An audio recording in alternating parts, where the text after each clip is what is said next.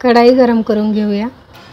त्यामध्ये 2 चम्मच बडीशेप, 1 चम्मच ओवा, 4 ते 5 काश्मीरी लाल मिरची, 1.5 चम्मच धने आणि 1 चम्मच मोहरी घालून 2 ते 3 मिनिटापर्यंत भाजून घेऊया।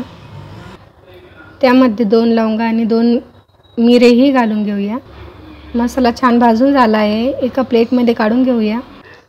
2 चम्मच आमचूर पावडर घालूया, अर्धा चम्मच काळे मीठ घालूया आणि अर्ध्यालाही कमी असे मीठ घालूया। सर्व मसाले मिक्सरमध्ये जाडसर काढून घेऊया। आपला आचारी मसाला तयार झाला आहे। कढई गरम करून घेऊया। त्यामध्ये 1.5 चम्मच मोहरीचं तेल छान गरम करून घेऊया। त्यामध्ये 1 चिमूट हिंग घालूया, 1 चम्मच कळवंची घालूया। त्यामध्ये 300 ग्राम पनीर, 1 टमॅटो आणि 2 शिमला मिरची कट करून घालूया। त्यामध्ये अर्धा चम्मच हळद, 1 चम्मच लाल मिरची पावडर आणि 1 चम्मच आचारी मसाला घालून मिक्स करून घेऊया। मिश्रण छान परतून झालं, एका ताटात काढून घेऊया। कढाईमध्ये 1.5 चम्मच तेल गरम करून घेऊया।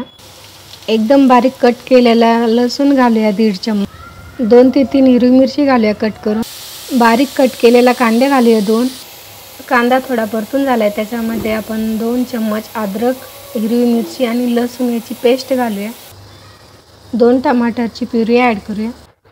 1.5 चम्मच लाल मिरची पावडर, 2 चम्मच धने पावडर, 2 ते चिमूटभर गरम मसाला आणि अद्रकीचे लांब काप मिश्रणात छान ॲड करून घेऊ। 2 चम्मच आचारी मसाला ॲड करून मिश्रणाला तेल सुटेपर्यंत छान परतून घेऊया। 7 ते 8 मिनिटापर्यंत मसाला छान परतून घेतला आहे। त्यामध्ये 100 ग्रॅम दही छान फेटून घालून घेऊया आणि छान मसाला मिक्स करून तेल सुटेपर्यंत परतून घेऊया। मसाला छान परतून झाला आहे, त्यामध्ये आपण बनवलेलं पनीर घालूया। पनीर ॲड करूया। गरजेनुसार गरम पाणी ॲड करूया। चवीनुसार मीठ घालूया। आपण मीठ आधी आचारी मसाल्यातही घातले, त्या अंदाजानुसार आता मीठ घालूया। कस्तुरी मेथी घालून 3 ते 4 मिनिटापर्यंत छान परतून घेऊया। आपला आचारी पनीर तयार झाला आहे। आता एका बाउलमध्ये सर्व करून घेऊया।